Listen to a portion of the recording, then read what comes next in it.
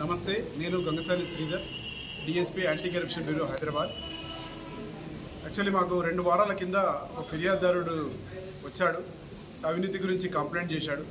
ఆమనగల్లు మండలంలో అతని దగ్గర ఉన్నటువంటి పాస్బుక్లో ఫీమేల్ పేరుని మేల్గా జెండర్ తప్పుగా పడ్డది.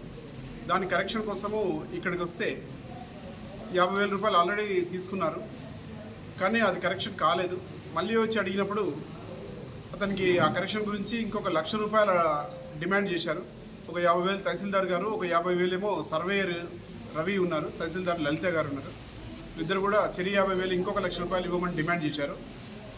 అప్పుడు అతను మా దగ్గరకు వచ్చి కంప్లైంట్ చేస్తే అది ఎంక్వైరీ చేసేసి మేము కేసు రిజిస్టర్ చేశాము. నిన్న చేసి ఈరోజు మార్నింగ్ తహసీల్దార్ లలితని మరియు సర్వేయర్ రవిని ఇద్దరిని అదుపులో తీసుకొని విచారిస్తున్నాము.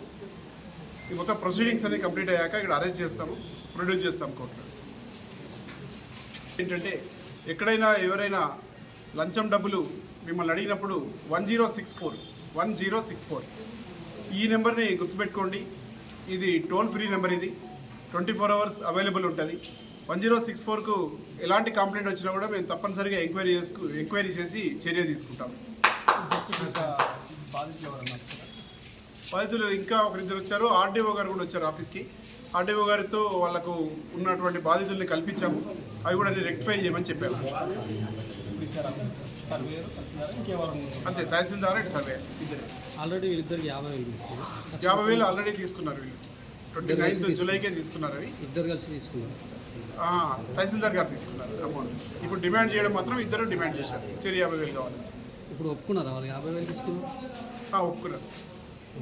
ఇచ్చిన వాళ్ళు కూడా ఉన్నారు, వాళ్ళు చెప్పేస్తున్నారు. బాధితులు మనం బయట పెట్టకూడదు వాళ్ళది. ఓకే.